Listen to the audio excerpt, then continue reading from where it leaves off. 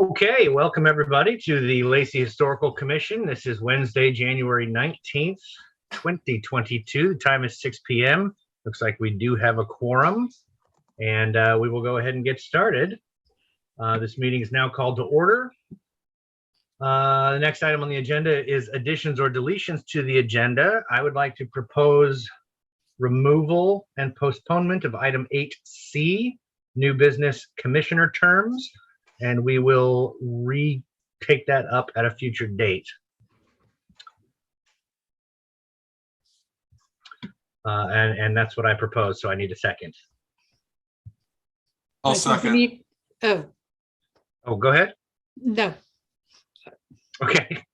Were there any other suggestions to add or delete from the agenda? Okay, seeing none, all in favor of adopting the agenda as amended, say aye. Aye. Opposed? Motion carries. New agenda is adopted. We'll move on to item number 3, minutes, starting with 3A, corrections to the December 15 minutes. Oh, God. Okay. Do we have any corrections to the minutes of last time we met, December 15th?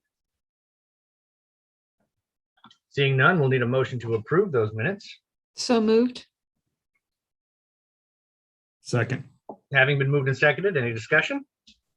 Hearing none, all in favor of approving the approving the minutes of December 15, 2021, say aye. Aye. Opposed? Motion carries. Minutes are approved. Move on to item number 4, announcements. Shaking head from Karen. Yeah, just the only thing I had real quick is just that Sarah Smith was not able to be with us tonight. So just want to thank John Koch for streaming the meeting for us. Yes, thank you, John. Okay, we'll move on to item number 5, correspondence. Do we have any correspondence to report? Shaking heads means no. We'll move on to item number 6, calendar of events, beginning with 6A, February History Talk. Yeah, I want to encourage everyone to come to our next History Talk. It's on February 9th, and this is on a very local topic. One of the state librarians was inspired by the little article I put in our newsletter about the lavender farm that was down in the Horizon Point area. I think it was down there, down south at any rate. And so she dug in and did a lot of research and wrote an article for the Historical Journal. And since then, there's been even more information that's come to light. So it's going to be a really interesting presentation, and I'm really looking forward to it. And I hope you will come and join us. Can you tell us the name of that librarian? Yeah, her name is Mary Schaff. Oh, yeah. Yep. And it'll be at 6:30 on February 9th, which is a Wednesday, and it'll be online only. Good. My wife, who's a master gardener, is planning to pass that around to people she knows. Oh, good. I just got an email from Commissioner 30 Acres, said she's going to be about 10 minutes late. Okay, and can you remind us again when that February History Talk is? Sure, it is February 9th, Wednesday, 6:30 p.m. Do you know if it will be remote only or a hybrid? It'll be online only. Okay, thank you very much. Moving on to calendar of events 6B, joint work session February 24. Yeah, so we're looking forward to the annual Historical Commission City Council joint work session. Obviously, that is February 24th. That'll be your next meeting. And to Chair Ebel, we are working on the slides, and we'll have those over to you with some talking points at least 2 weeks in advance. But as you all know, this is an opportunity to share the Commission's 2021 accomplishments and your 2022 work plan with the Council. And we do take a lot of components of the museum annual report, which Erin will be showing some slides. We'll use a lot of those slides in the presentation. And we will also do, like we did last year, a new museum project update, which they'll be happy to hear about, since it's been actually since the last joint work session that we reported out about that project. Actually, I gave a quick brief update at the last work session, just because we have a contract coming up. So I did a really quick one, but we'll want to do a deeper dive on like what's going on with the funding and what all has happened since we last reported. So yeah, so looking forward to that. Happy to answer any questions about that. Well, thank you as usual for doing all of the legwork, putting together the slides and the presentation. I sincerely appreciate that. So thank you. Yeah, no problem. And appreciate you helping out with it. And of course, be sure to insert your own commentary. I'm not sure we want that. Just kidding. Anything else on the joint work session? Nope. Okay, go ahead and mark your calendars, folks. Move on to item number 7, old business, beginning with the new museum project. All right, thank you. The first thing I wanted to touch on is the Archaeology Committee met December 21st. Their report is obviously a little further down on the agenda. So now we have the awkwardness of I'm going to give you the current status. And then when they report, they're going to kind of back it up and talk about the process a little bit. But that's okay. So the latest is Erin talked to DAP. And Erin, thank you so much for all your awesome work on this. She confirmed that Cardno, which as you know is the consultant, will be doing all the tasks related to transferring the information to DAP, including getting the trinomial and uploading the report. Regarding the inadvertent discovery plan, the IDP, this is usually submitted after the report has been reviewed because the IDP should be tailored to whatever the final recommendations are. So Erin was able to drill down that DAP agrees that the site does not retain any aspect of integrity and is not eligible for listing on the National Register. So it does not, and it does not need an archaeology permit. So if it was I'd like to add just the caveat that it does have to go through DAP review and they have to determine whether they agree with that or not, but yes. So if it was thank you. If it was a prehistoric site, it would be different, but historical sites without integrity and are not eligible do not. So one of the big questions we had is, can we add some historical information to the report as the project progresses, because it was lacking severely, and I'm sure the Archaeology Committee will touch on that. And they said, yes, this is common, so this won't be an issue. But what we ultimately need from DAP is their review and agreement, just like Erin said, with the recommendations so that the work can begin. And that's bid package one of bringing that site to a pre-development stage. So what we're currently having Cardno do is focus on the findings and recommendations based on the work that they conducted, and most importantly, changing the information that's currently in there about requiring a permit. So yeah, so like I said, I mean, if you want to just have the Archaeology Committee report out now, it might be better for flow. But or you guys can wait till later. Why don't you wait till later? Okay. Sounds good. The next item regarding the new museum project is that we met with Salmon Safe again on January 12th. And that was really cool. They just wanted to make sure if we had any questions about the construction requirements, because we are going into that bid package one construction work, which I forgot to mention, Ashley Smith is going to be bringing it before council tomorrow night to get the bid awarded. So we did get a low bid. I'll have to look up that amount. I didn't put that into my notes. But she's going to be recommending that contractor to the council, and if they approve it, then we can award the bid for the work. So that's moving along. And they just wanted to make sure, Salmon Safe wanted to make sure and remind us that if the weather turns bad, we just need to make sure that we're doing everything per our specifications of how to handle making sure that there's no discharge happening from the site.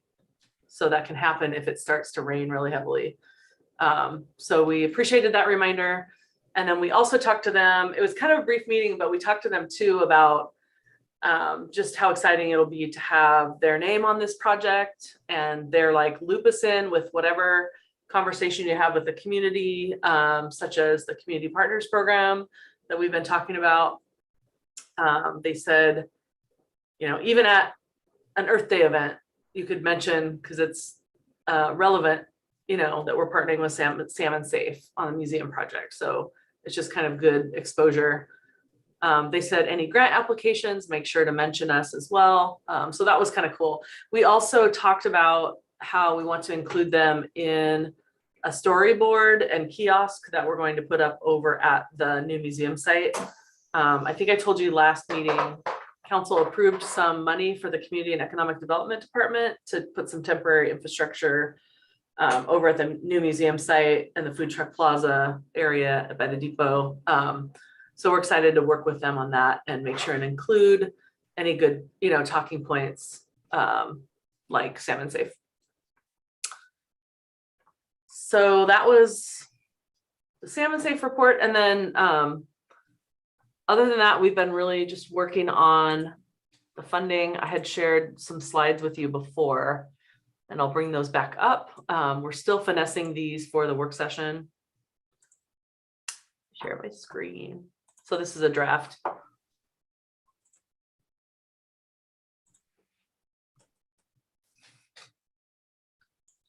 Still trying to make it a little easier to read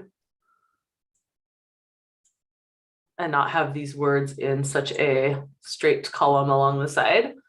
So we'll be lengthening these words so that they go across a little bit more. But get down here. You all see this?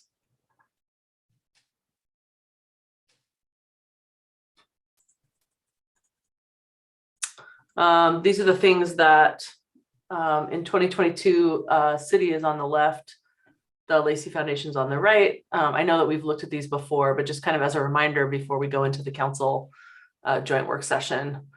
And this is where we'll take, you know, staff has been doing research on what grants we can apply for, and we've pretty much exhausted our knowledge as far as grant opportunities.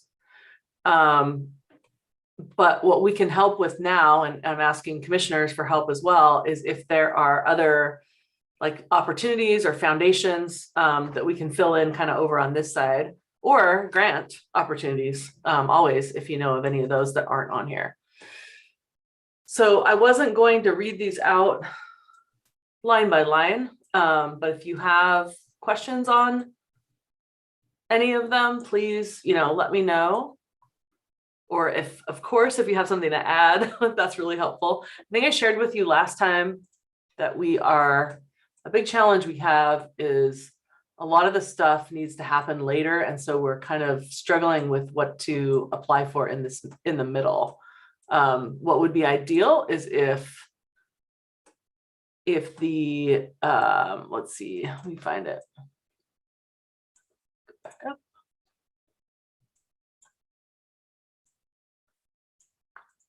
This DCIP, the Defense Community Infrastructure Program, if they will switch that back to being off base as well as on base as a requirement, that would be super helpful. That seems like a really good funding source. So we're gonna have to wait and see what happens with that one. Have you talked to your congressional representation about that? So it is on it's on our report, the city's report. We do a national and a state report. And so it is on there to support that change. Okay.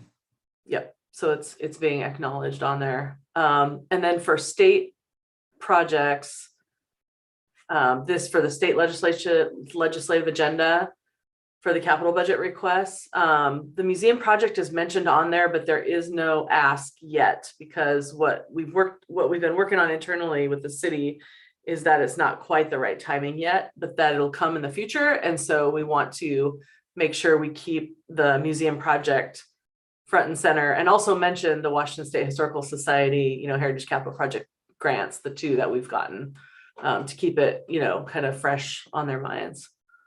But we, very much want to do a capital budget request. It's just looking like it'll probably be for 2024. It might be able to happen in 2023. I am certainly going to try my best for that to happen in 2023. But what we have in 23 is a federal community project funding request for 23, and then a state request in 2024. So this is a working document, It actually would be 25, wouldn't it? Since they're on an every other budget year. I was cycle? just gonna say, Oh. it's a whole lot easier to get something in 23 than it is in 24. It can be state. done in 24 as part of the supplemental budget, but that's gonna be more difficult. So your Gotcha. best odds are gonna be 23 or 25. Okay. 23 Yeah. session or the 25 session. And have we started, or has the city started, I'm sure you have, looking strategically at the state priorities, which are likely going to continue to be economic growth or building like infrastructure programs for jobs and climate initiative act? I mean, those are the two things that we're seeing money rolling down like crazy. So I guess if there's a way we can start establishing metrics and marketing the project to meet some of those state initiatives, that might help with that connection for a legislative ask. Yeah, this is super helpful. Mhm.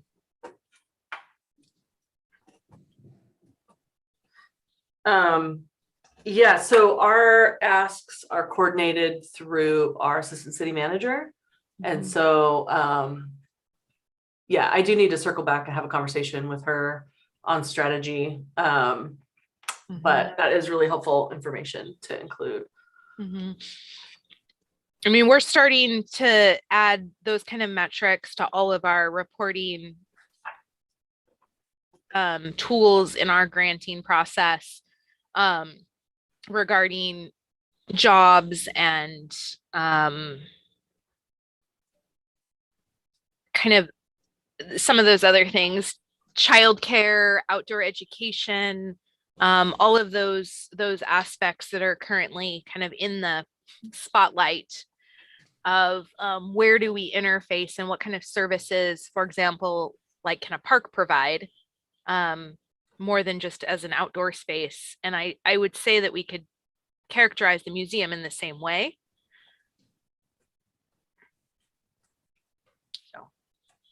Yeah, and there's certainly, I mean, it is a park site, the exterior portion of the site. So cool. Okay, I really appreciate that information. And from a Heritage Capital Projects grant standpoint, that's a 2-year cycle, as we know. We'd love to be able to put in for that one again for 24, but we would need match. So that's why it would be so great if we could get, let's see, can you match for Heritage Capital with a state? No, No, you can't do a state appropriation. It would have to be you can't do federal. them at the same year. I think that's why we had it. I think that's why we had federal in 23, so we could use that as match for state. And again, the state's in the wrong year. We would apply in 20. Oh, wait a minute. No, you're right. The application is 20. I get confused. It's in 24, but they don't award it till 25. Okay, never mind. And remember, the fiscal year 25 starts July 1st, 24. Yeah. Yes, I know. Yeah. And there are some federal programs you can match against federal programs. So CDBG has a enabling legislation that allows you to match that against other federal awards. So there is some ability to do that depending on the program. Okay. But not with state. It depends on what the legislation says. For my agency, we can match state awards against state awards as long as they're from different funding programs. And I don't know if that's the case across all state departments. I know it's not the case for the State Heritage Capital Grant project. Yeah. So we Okay. routinely will like match a commerce grant with an RCO grant or an ecology grant with an RCO grant, even if they're all state money. But some programs like the capital program might prohibit it. Okay, so yeah, it's all about strategy, right? Strategy and Right. timing. And marketing, having a good solid marketing plan, Marketing. consistent messaging and metrics.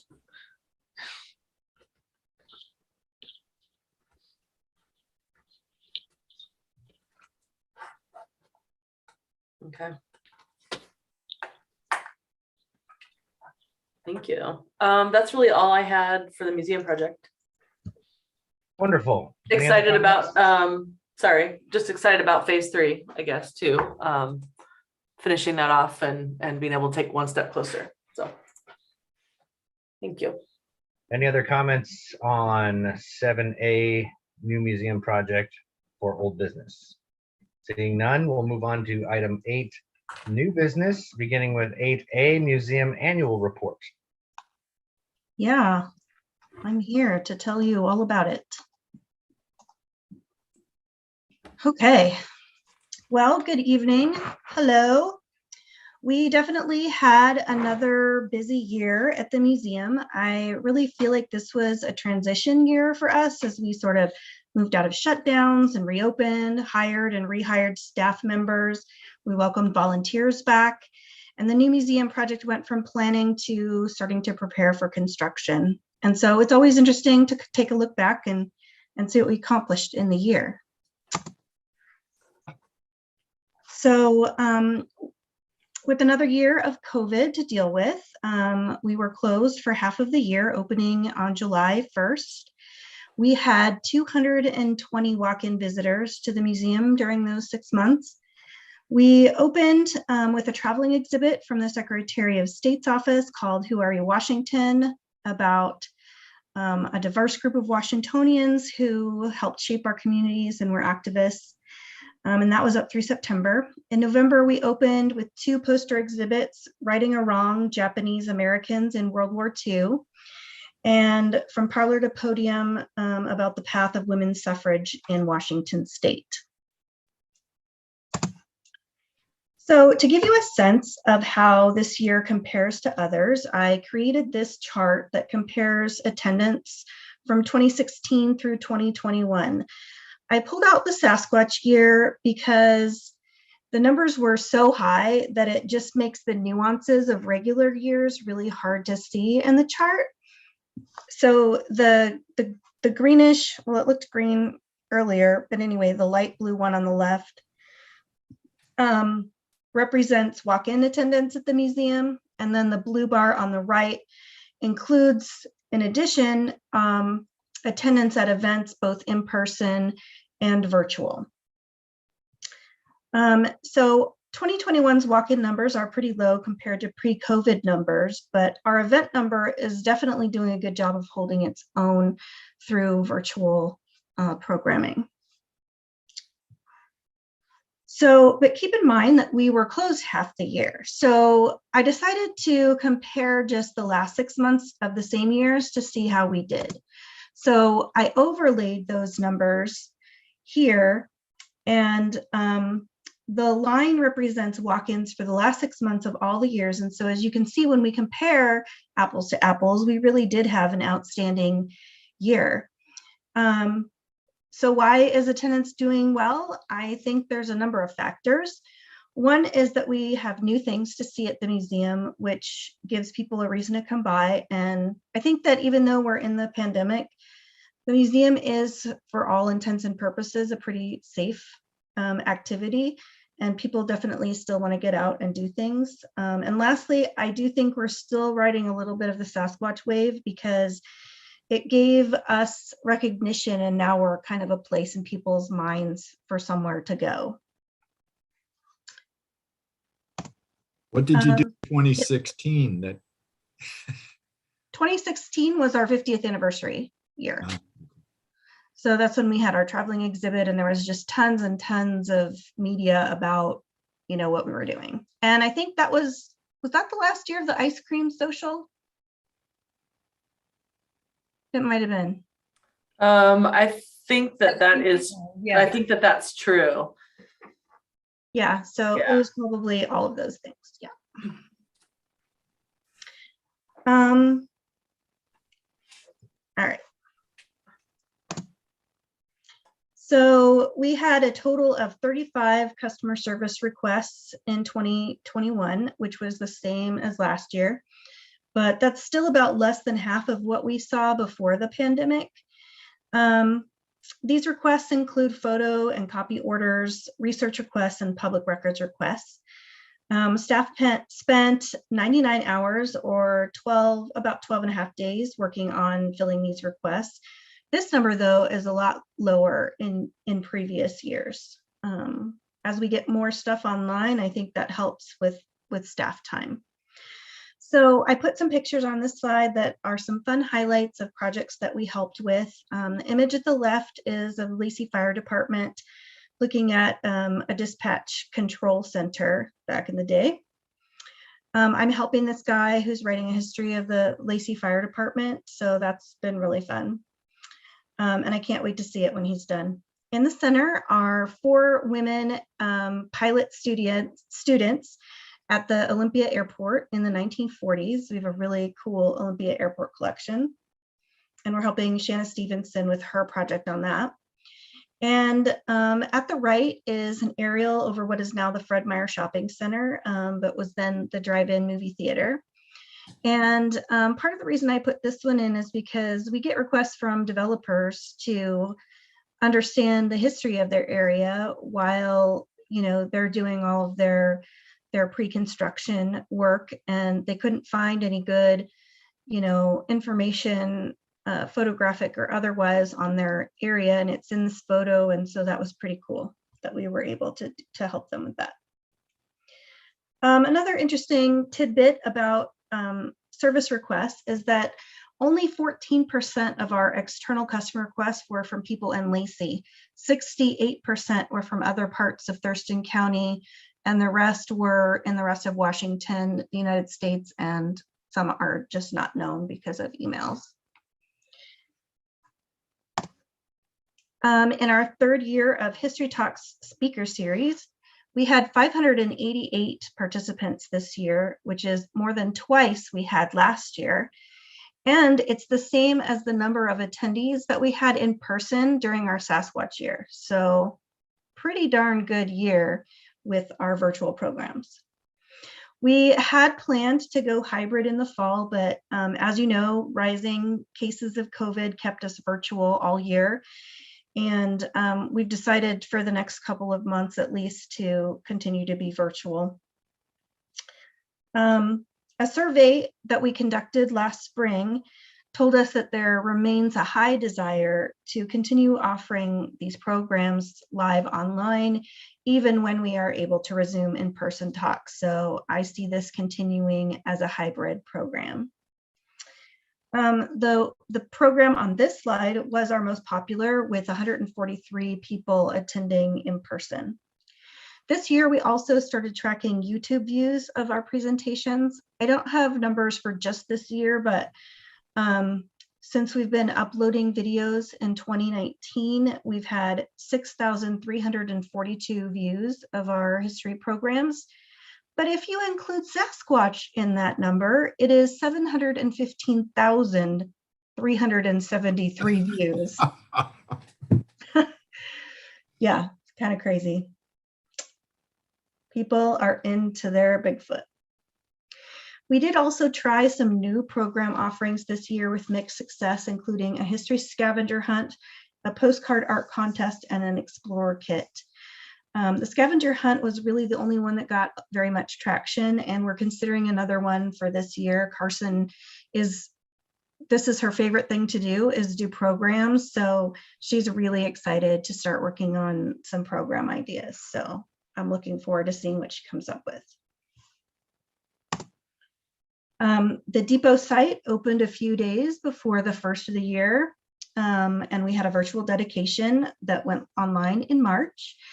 And as you know, our plans for an in-person dedication were postponed, but we had a third interpretive panel about the Lacey Rotary Club that's been installed on the site, and we launched a pilot food truck plaza program at the Lacey Depot site, and we are continuing to plan for that for next year. We opened the site for rentals after July 1st, and we had 13 reservations for a total of $1,100 in revenue for the museum.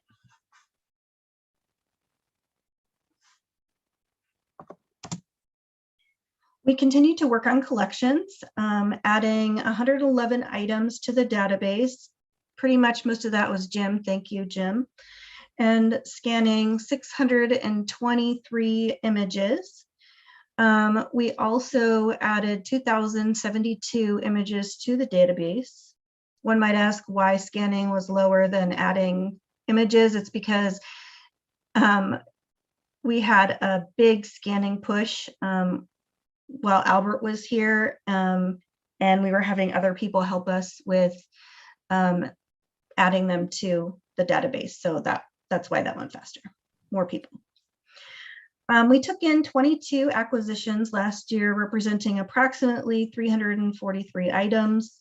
Some of my favorites are on this slide. Probably by far my favorite is the rodeo picture. I also love the chair that we talked in depth about last month, and right are the Lacey school desks that we got.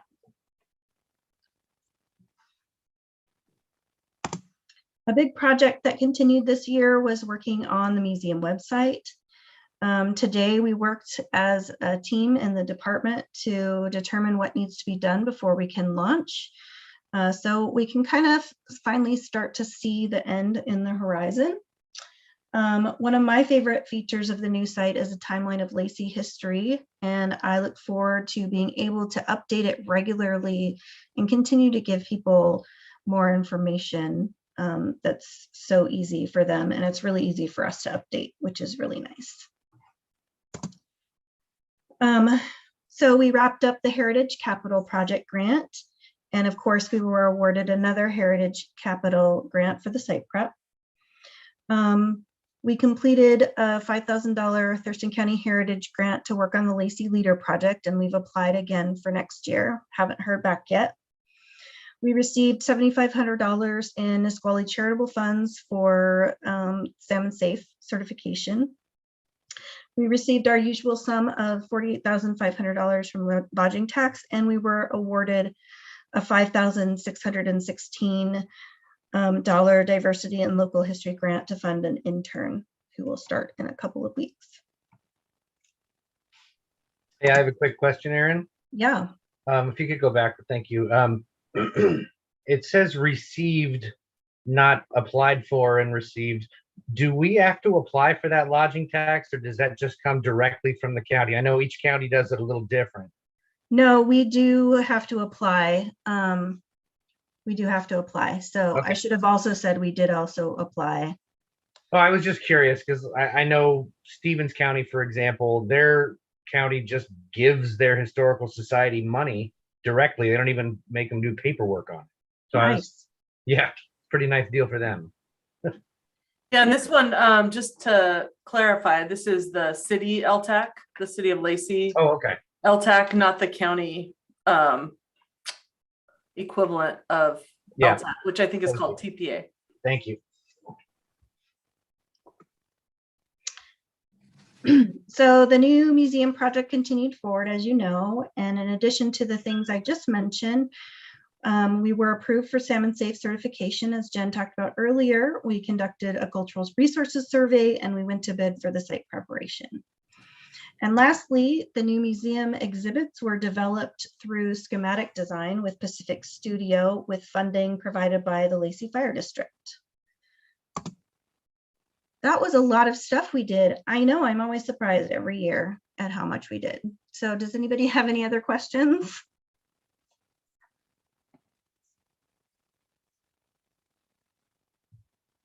Okay.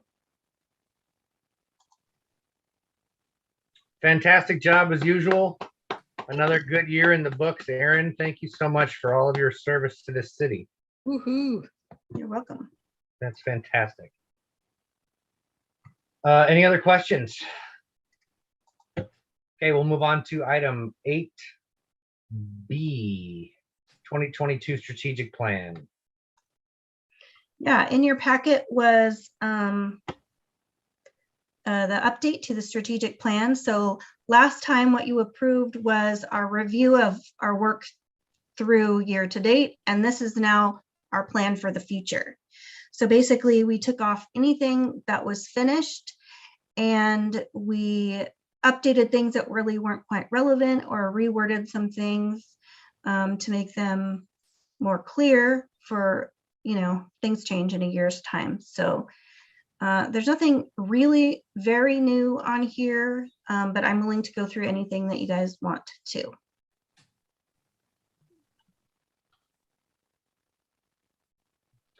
Does anybody have any items they want to go over? Okay, hearing none, I believe we need to adopt this, so we'll need a motion for that. Move to adopt. Second. Having been moved and seconded, is there any discussion? Okay, all in favor of adopting as written, say aye. Aye. Aye. Opposed? Motion carries. Strategic plans adopted. Congratulations. Okay, we'll move on to item 8D, ad hoc committees. And I believe this is not ad hoc committee reports. This is just some sort of news about the committees. Is that right, Jen? Aaron? So someone had asked for information about what the ad hoc committees are and what they do. So I had included in your packet the direction from the Lacey Municipal Code, which is pretty sparse. It basically just says the commission has the power to form ad hoc committees consisting of commissioners, members of the Historical Society, and citizens of Lacey, whose membership roles, duties, and responsibilities shall be approved by the commission. So basically, whatever you want.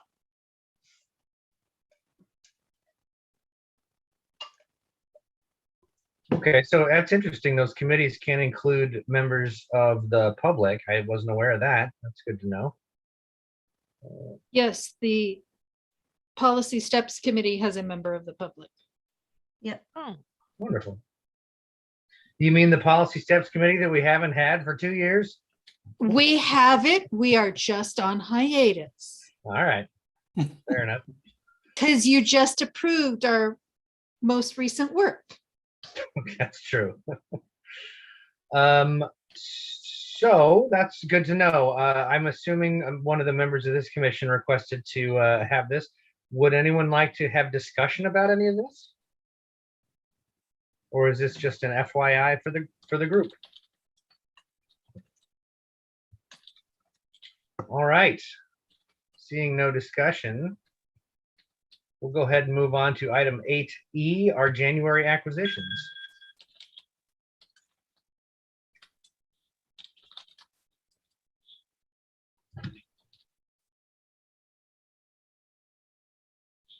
Who can open? There we go.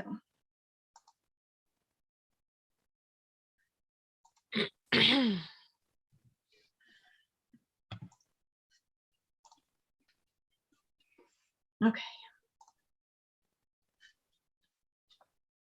All right, so we have from the city of Tenino a scan of 2 postcards that show Lacey school students in 1917.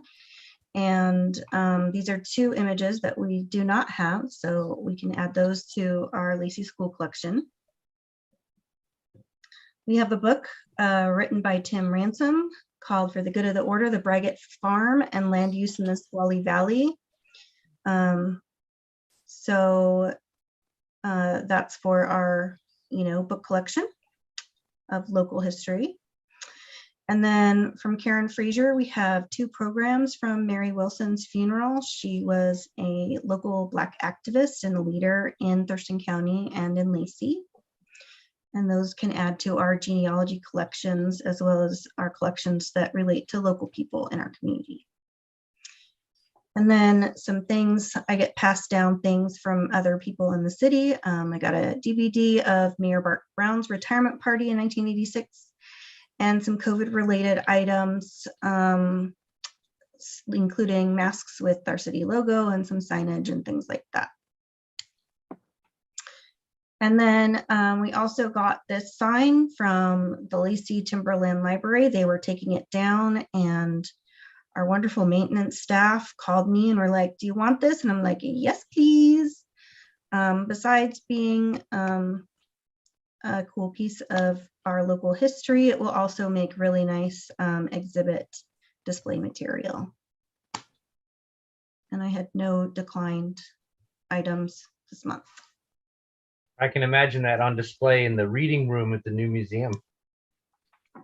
That's certainly a possibility. Hey, before we adopt this, I just had a question. The city of Tenino, obviously, they have, now, did that come from the city or did that come from the Tenino Museum? Well, it's interesting because they have a city historian, and he is the one who sent it to me. So that's why it's from the city of Tenino. So they're kind of related because he also works with them. And my follow-up question is that typical practice that if you are going through your municipal archives and you find a photo from a different municipality that you offer them that photograph? Well, so it would depend. Would I do it? Maybe. So if it was part of a larger collection, I probably wouldn't do that if it didn't make sense to separate things from the collection. But if it was something that I didn't feel like belonged in our collection, I would not keep it and scan it and copy it for another museum. I would deaccession it from the collection and then figure out the best place for it to be. So for example, in your annual report presentation, there was a photo of 4 women at the Olympia Airport. Let's assume for a second that none of those women are from or are related to Lacey in any way. Would that be a photo then that you might consider deaccessioning? So in this case, no, because it's part of a whole collection that came from Gwen Hicks. If you're familiar with the name, very local. There's a lake. Yep, there's a lake, and it includes, they had a flying school at the Olympia Airport, and yes, it was Olympia, but they were from Lacey, so there's definitely some blurred lines there. So it would depend. It would depend. Usually, so the Olympia Historical Society and I do this on occasion, but it's usually before it ever makes it into anyone's collection. So like they had received some documents from something, but it was Lacey related, and they were like, "Hey, do you want this?" And I said, "Yes." And then I've had things come in that were clearly Olympia that I didn't think we'd want. And I've asked them if they want it, but it didn't even come to you because, Right. It went elsewhere. Yeah. Okay. Yeah. Good. Well, thank you for that crash course in museology theory. You're welcome. We will need a motion to accept these items. Also move. Second. Having been moved and seconded, any discussion about them? All in favor, say aye. Aye. Opposed? Motion carries. These items are adopted. Thank you. All right.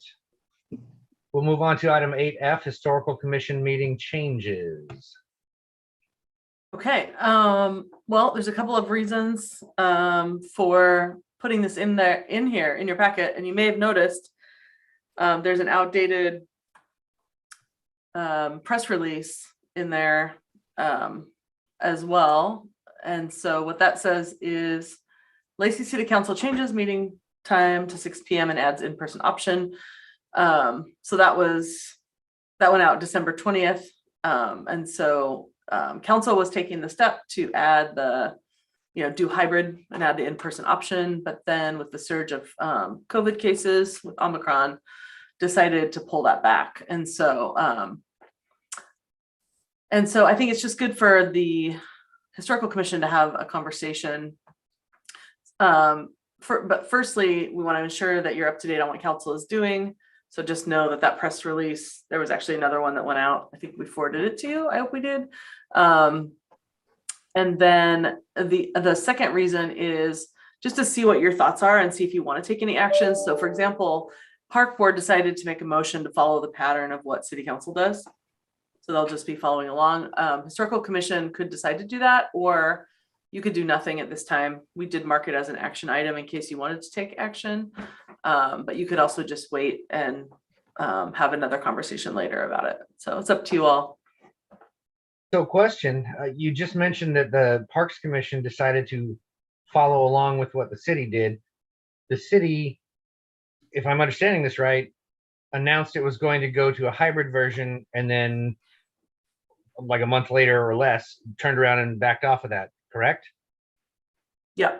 So what is it that the Parks Commission did differently than they normally do? Well, so what they've decided to do is just as soon as they're going to follow council's lead on the in-person versus hybrid versus all virtual. Okay. So since council is still all virtual at this time, that's what the Park Board's doing. Okay, so what you're doing with this is giving us the option to decide if we want to continue doing all virtual, or if we want to do all virtual until the city council starts doing hybrids, and we would follow suit. Yeah, I just thought a conversation would be good since we, Sure. you all haven't really talked about it recently. Yeah. Well, let's do this the right way and make a motion, and then we'll have a discussion about it.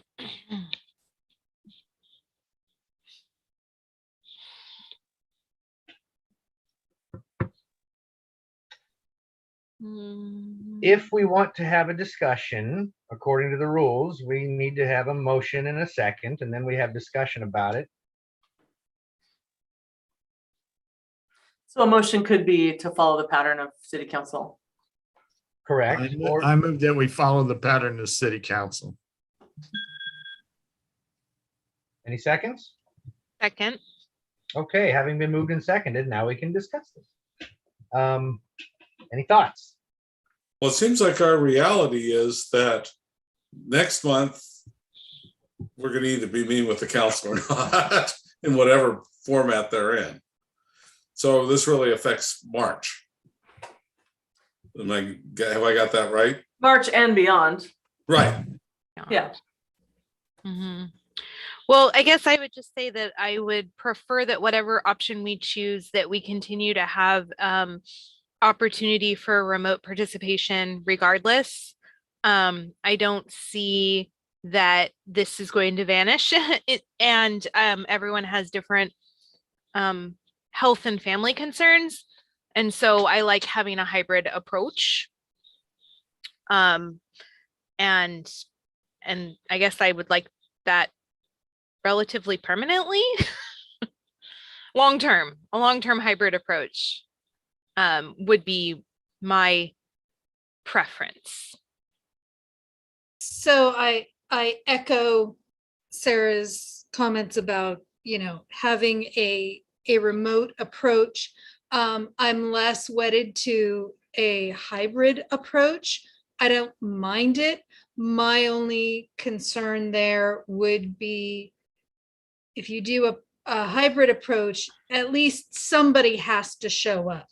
Otherwise, you're going to have potentially visitors showing up with no staffer and no in-person committee members. And that would be, I think, an unfortunate situation. So How would we manage it technically also?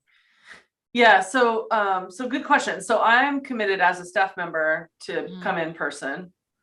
I mean, we would have, if it's a hybrid, we would have to have at least one city representative on site.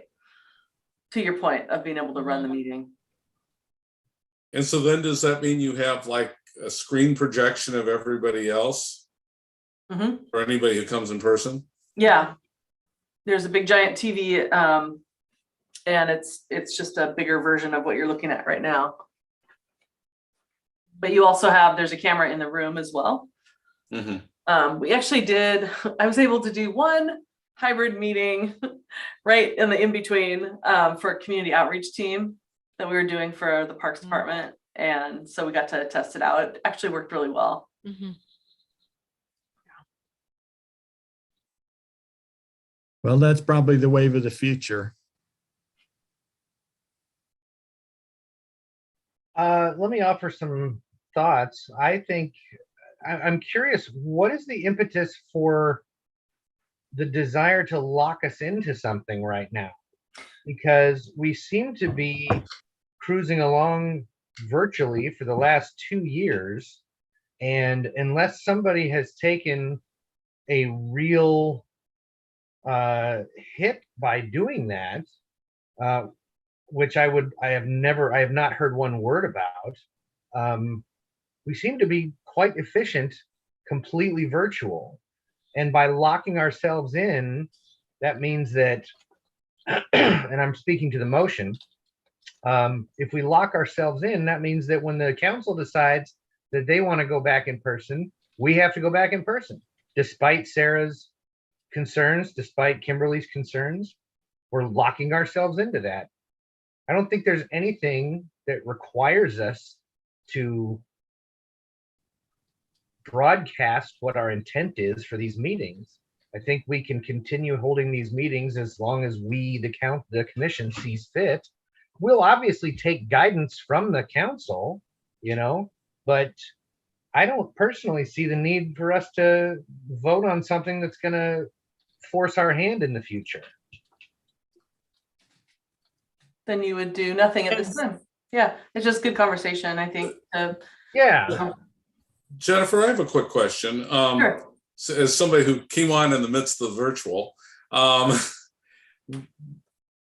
did common citizens know about when our meetings were, et cetera, pre-COVID? Same way they do now. Is it just the mailer that goes out? And what you no. post on the website? There isn't a mailer. It actually, it gets posted on the website in advance. And then,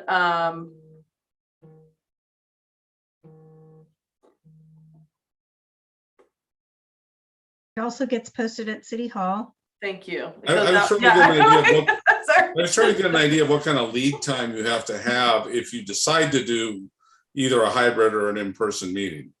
So that people actually know to come. Don't we just have to give 48 hours notice? Yeah, 48 hours notice, and you're correct, Aaron. It gets physically posted on the outside of the building at City Hall. We have a little holder, and then it goes on the website. And I think that's it. I'm not sure. Gosh, I should ping John since he's on this call. If it goes out through, I think sometimes through social media, it does go out as well. And how many people did you typically have coming? Oh yay, there's John. John, can you help us out? I can try. Okay. Usually the clerk's office does some noticing if it's a deviation from the normal schedule. So if you were going to meet in person or whatever, they would do a public notice, and that's what gets posted on the wall. It gets sent to Fire District 3, the Lacey Timberland Library. It's posted on our website, as you mentioned, and I believe it may go out. I'm not sure if they list them in the newsletter or not, as a matter of course, but sometimes those are upcoming events are listed there. And then they do promote things on social media, especially if it's a deviation from the norm. So if there's a change, we usually do extra effort to make sure it gets out other than the normal meeting schedule. Great, thank you. I don't think we want to be popping back and forth between different forms of meeting that when the time comes, we should probably decide one way or the other and go with it until circumstances call for something else.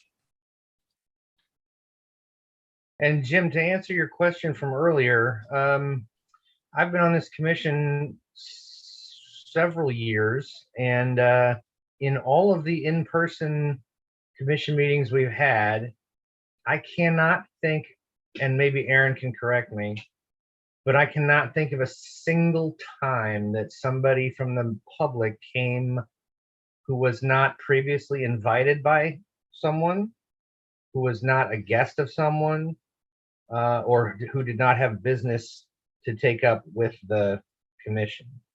There's been a handful of times. Yeah, I was gonna say, I can remember a couple, but I don't know, I would say, I've never seen over like, say, 5 people at one time. And Aaron, maybe you have a different. Yeah, I actually do have a record if anyone wants to actually know.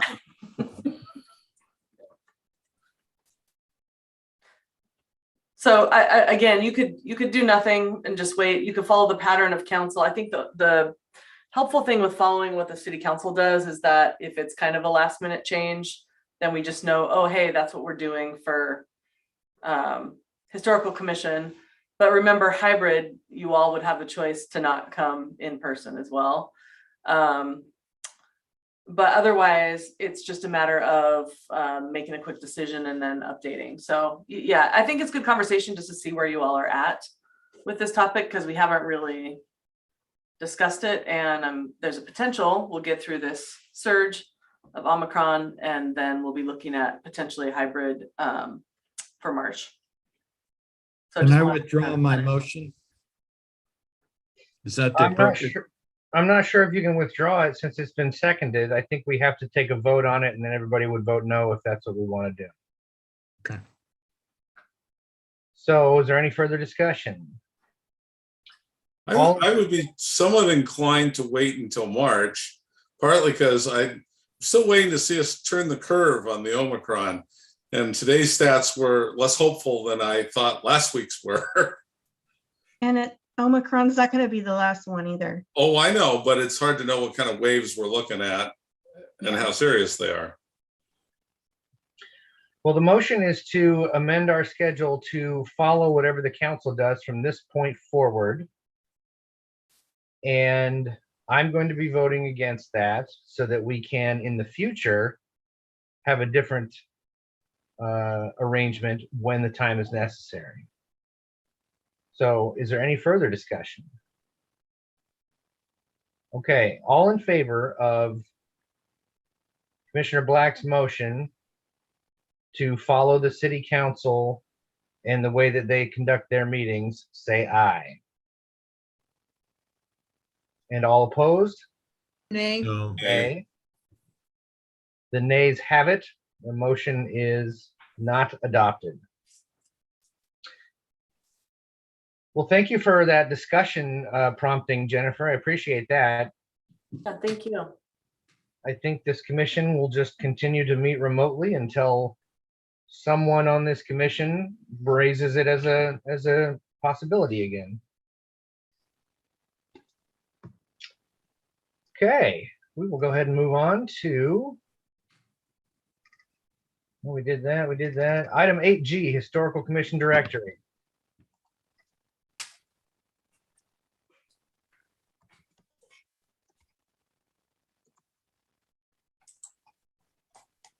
There it is. Oh, sorry. Is that one mine? Which one is it? 8G. The directory. Oh, directory. Got it. Okay. Sorry. I thought you said director. I was like, I think I misheard you. Okay. So Historical Commission directory. So Sarah, I believe, had put an updated copy, but it looks like maybe we have some further changes from based on seeing her email earlier today. So yeah, we will, there's no motion on this one. It's just providing more recent information. That was staff Sarah, not commission Sarah. Oh, thank you. Oh yeah. Oh, sorry about that. Sarah Smith. Yes. Okay. Did you want us to look at these to make sure they're right? Is that the, Yes, and just to provide the most recent information to everybody. So I saw an email earlier today. She was getting some updates from commissioners. So just email Sarah Smith right away if you have an update on your information. got it. Yeah, I'll email her. She can strike my work phone. I don't need that on there anymore. Okay. This is my second term. It expires this year, doesn't it? So I'll be out after August. Our August meeting will be my last meeting. I don't want to talk about it. Stop. That'll be my birthday present. All right. All right. Please email Sarah Smith. I think her name was? Yeah. And she'll actually be watching this to take the minutes too. So okay. She can pick up on edits if you have them. I think she'll hear yours, Eric. All right. You can strike my work phone number. All right. Whoops. Minimize the agenda. Going back to the agenda. We are done with new business. We'll move on to item 9, ad hoc committee reports, beginning with the Policy Steps Committee. Which continues to be on hiatus. Very good. Thank you for that report. Now we'll move on to item 9B, the Archaeology Committee. Sorry. We have not met since last time we met. I think we are awaiting a revised version of the report. Didn't you meet since the last Mhm. commission? Did we meet? Yeah, December 21st. Oh my gosh. That's okay. Yes, we did meet, didn't we, to discuss the report? Is that the, okay, I'm sorry. I've had a very long day. I have not left this spot since whatever time this morning. So my last recollection is that we met to review the cultural resources survey report and our individual comments, which they were pretty substantial, but all seem to be in generally the same vein, which always makes me feel better that I'm just not being picky. And those were provided to Ashley, and I think that she was gracious enough to kind of take everyone's name off of them and just provide them as commission or archaeology committee comments. And I wasn't sure, Eric, if you had had a chance to provide any comments. I think you had missed that meeting. I don't remember if I missed that meeting. I remember being on a call, or at least I thought I was on a call. You got there very late. Oh. That's what it was. Okay. And then those were going to be passed off to the consultant. So that's the last I have in my notes. And I think we're just awaiting a revised version. And maybe if you heard any feedback, if the consultants were receptive to the comments.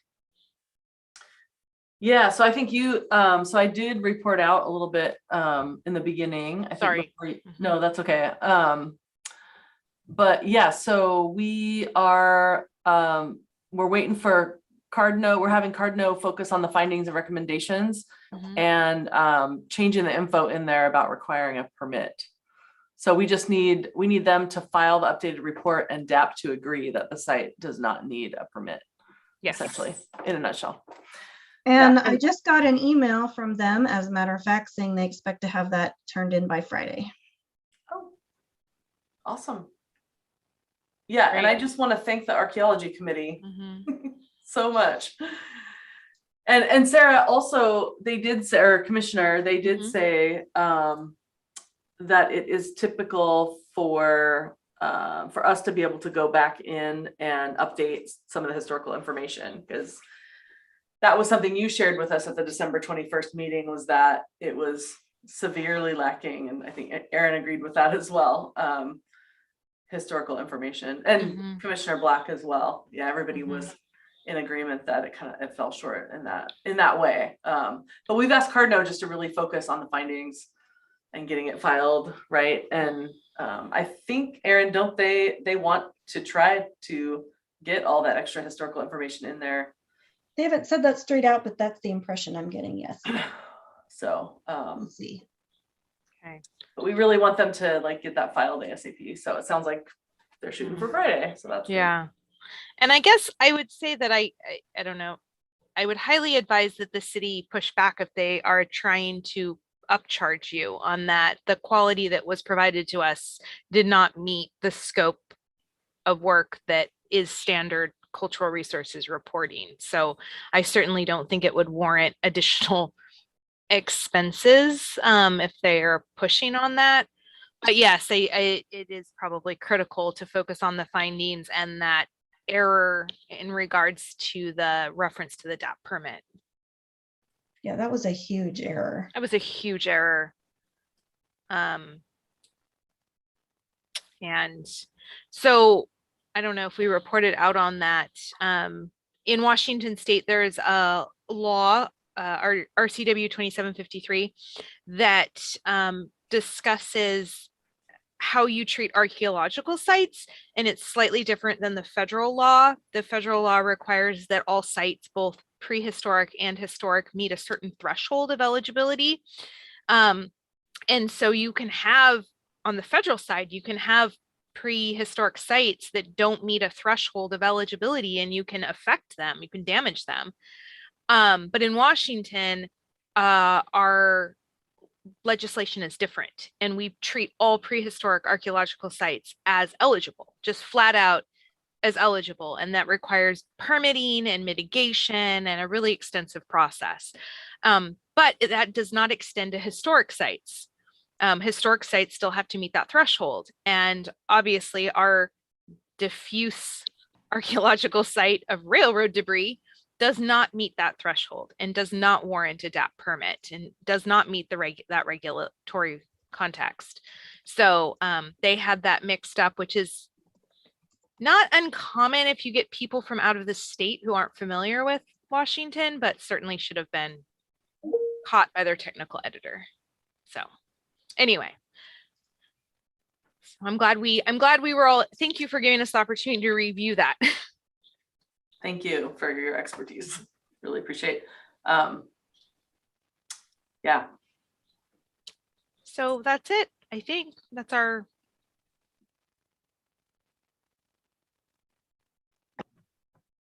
All right.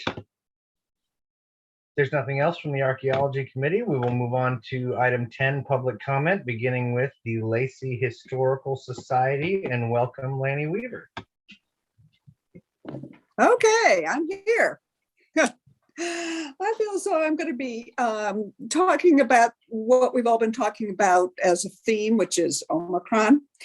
Not that long ago, I told you that we were very excited because the board was going to get together in person and discuss all of these wonderful things and get new ideas and everything. And then, so I'm afraid there's nothing to report. I'm sorry to hear that. But thank you for coming anyway, just to tell us there was nothing to report.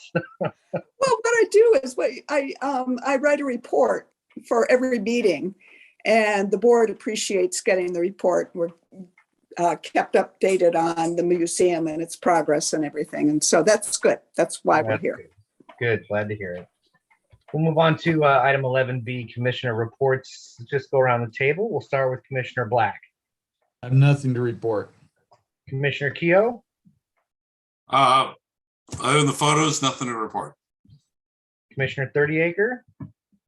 I just had a question regarding the City of Lacey on-call for cultural resources, and I had a couple firms ask how they can proceed to request to get on that, or if that's an annual, if it's advertised annually. I think the result of our last request for services showed that probably there's a lot of firms out of date.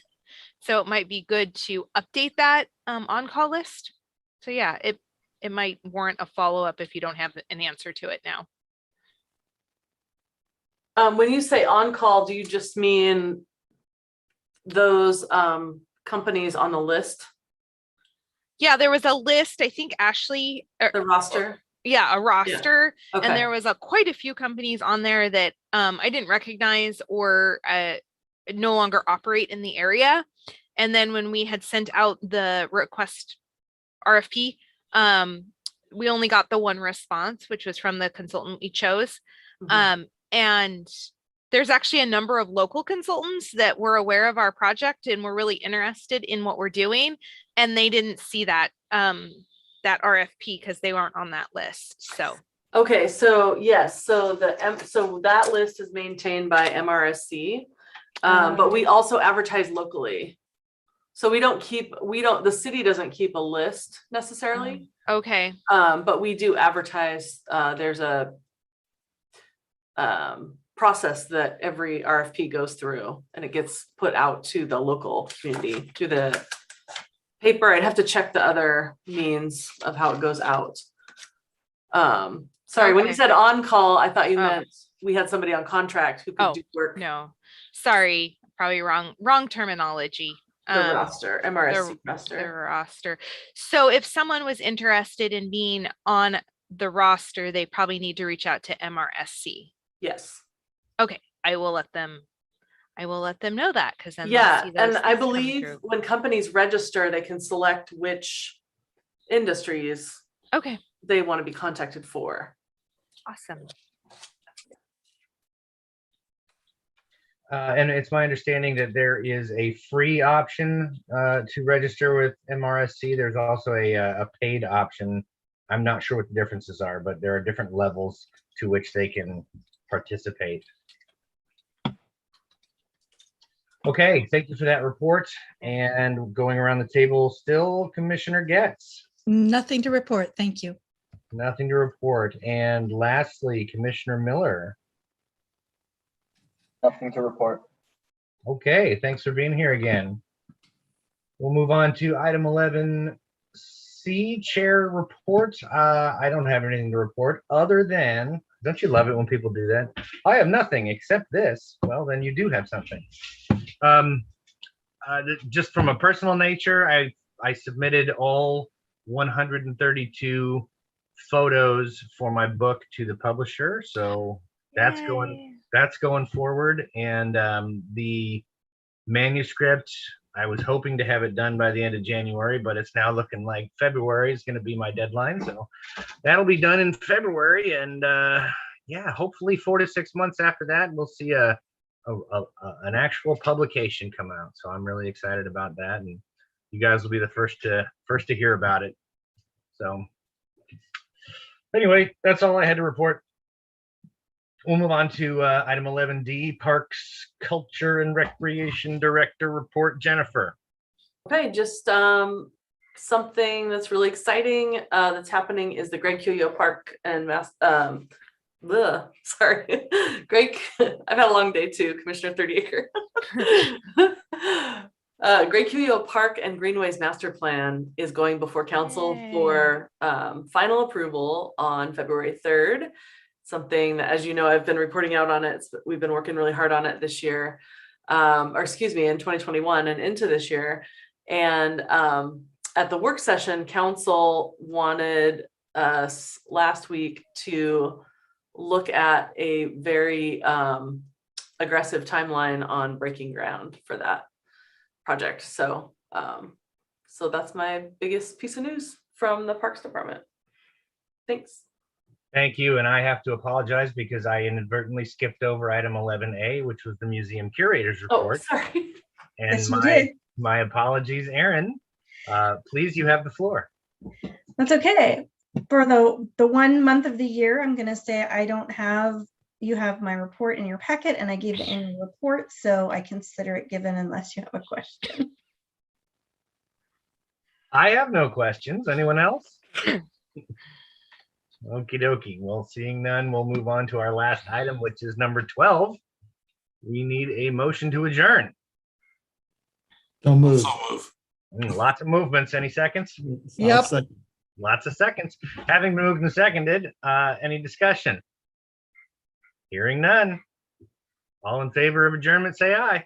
Aye. Hi. Opposed? Motion carries. We're adjourned. All right. See you guys later. Good night. Thanks again. Right.